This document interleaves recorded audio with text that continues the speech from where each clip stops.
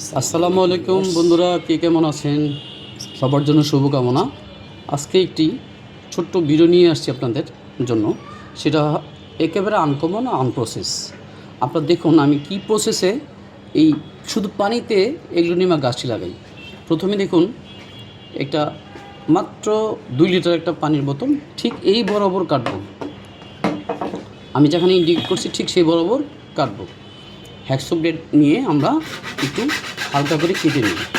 Hacksaw blade দিয়ে হালকা করে কেটে নিয়ে যখন সামান্য একটু কাটা হবে ঠিক সেই জায়গায় আবার আমরা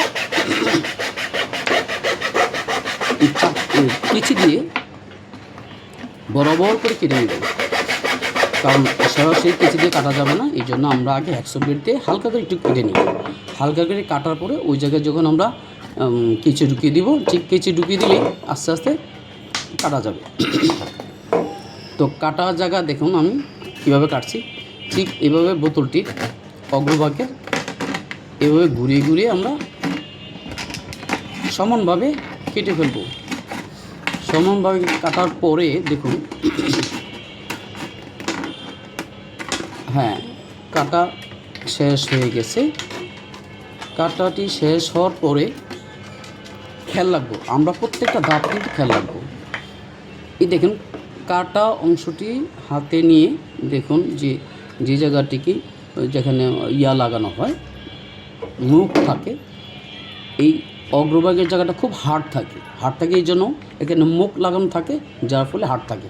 হার্ড জায়গাটা আমরা কেটে দিই। একটা কাটবো উপর থেকে একবার নিচ পর্যন্ত, আর একটা কাটবো শুধু নিচটুকু কাটবো এই জন্য যাতে আমার এই কাভারটি, এই অংশটি ব্রেক হিসেবে কাজ করে, গাছের ব্রেক হিসেবে কাজ করে। উপর থেকে নিচ পর্যন্ত একটা কাটবো। দেখুন উপর থেকে নিচ পর্যন্ত আমি কেটে ফেললাম। এই দেখুন কাটা হয়েছে উপর থেকে নিচ পর্যন্ত।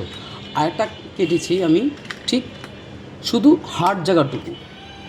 এই হার্ড জায়গাটুকু ঠিক 1 থেকে 1.5 ইঞ্চি জায়গা আমরা হার্ড জায়গাটুকু কেটে দেবো, এই জন্য যাতে এই জায়গাটুকু আমার গাছটিকে ঢুকাতে সহজতর করে দেয়। এই জন্য আমি এই অল্পটুকু জায়গা 1 ইঞ্চি বা হাফ ইঞ্চি জায়গা অল্পটুকু কেটে দেব। এবার দেখুন আমার আগেই তৈরি করা আছে রেমিডিবিহীন এই এগ্লোনিমা গাছটি, স্নেক প্লান্ট, খুবই সতেজ গাছটি। দেখুন এখানে শিকড় আছে প্রচণ্ড। তো আমি প্রথমে দেখুন গোড়া যেদিকে থাকবে, শিকড় যেদিকে থাকবে তার উল্টো দিকে আমি এই বোতলের যে অগ্রভাগটি ঢুকিয়ে দেব। ঢুকিয়ে এমনভাবে ঢুকাবো যাতে গাছের শিকড়ে বা গাছের গাছের পাতাতে যাতে আঘাত না লাগে, ঠিক এভাবে ঢুকাবো। দেখুন এক সাইডে ঢুকেছি, আর ওদিকে যে অল্পটুকু কাটা জায়গা আছে ওটা ব্রেক হিসেবে কাজ করতেছে, যার ফলে গাছটি নাড়াচাড়া করতে আমার সমস্যা হবে না। বা গাছটি যদি আমার একটু মোটাও হয়ে যায়, পাতা বেড়ে যায়, মোটা হয়ে যায়, তখনও ওই কাটা অংশটুকু ফুলে যাবে, ফলে গাছটি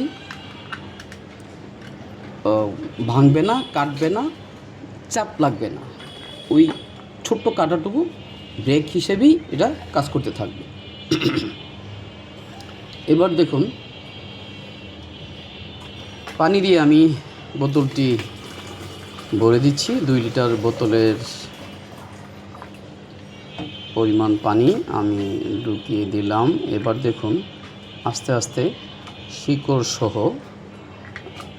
পানিতে ঢুকিয়ে দিচ্ছি।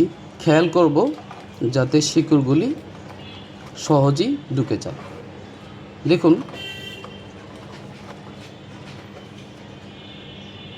দেখুন গাছটি এমনভাবে ঢুকালাম, সুন্দর মতো ঢুকে গেল, কোনো পেরেশানি হলো না। মাঝখানে দেখুন ঠিক মাঝ বরাবরই গাছটি রয়ে গেছে, এবং শিকড়গুলি ঠিক নিচে যার মতো ছড়িয়ে আছে, কোনো সমস্যা হচ্ছে না। আমি যদি গাছটি উপরে তুলি, দেখুন ওই যে উপরের পাটটুকু উপরে উঠে যাবে, নিচেরটা নিচে থাকবে।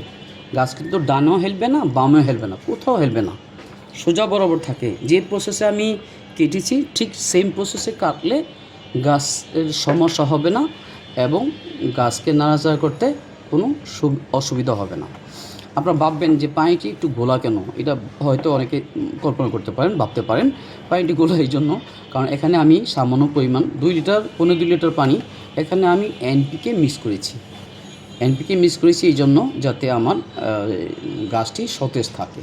সামান্য পরিমাণ 2 ml এনপিকে এই পানির সাথে আমি মিক্স করে দিয়েছি যাতে আমার গাছটি খাবার এই পানি থেকে নিতে পারে, গাছটি যাতে সতেজ থাকে। এই জন্য আমি দেখুন প্রত্যেকটা টবের মধ্যে, যদিও এনপিকে আমি ইউজ করিনি, এই টবটিতে আমি এনপিকে ইউজ করেছি।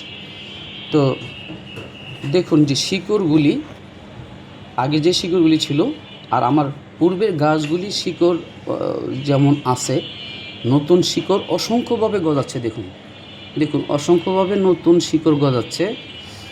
এভাবে আপনি প্রতিটা এগ্রোনিমেই পানিতে লাগিয়ে দিতে পারেন। পানিতে লাগালে আমি মনে করি কোনো রেমিডি সমস্যা হবে না, পাতা পচবে না, গাছ সহজ এবং সুন্দরভাবে বের উঠবে। যদি আপনাদের পানির সমস্যা থাকে, দেখুন এই যে গাছটি নতুন শিকড় কীভাবে বের হয়েছে।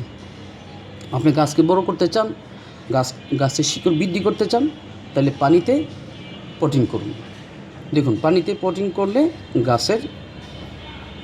গাছ কি বলে পচে যাওয়া, গাছ মরে যাওয়া ইত্যাদি থেকে আপনি বেঁচে যাবেন। তবে খেয়াল রাখতে হবে যাতে আমি যে প্রসেসে তৈরি করেছি ঠিক এই প্রসেসে আপনারা পটিংটা রেডি করবেন। তো যদি বন্ধুরা ভিডিওটি ভালো লাগে তাইলে একটা সাবস্ক্রাইব করবেন, যার উৎসাহে আমি দেখা যাচ্ছে নতুন নতুন ভিডিও দিতে আপনাদের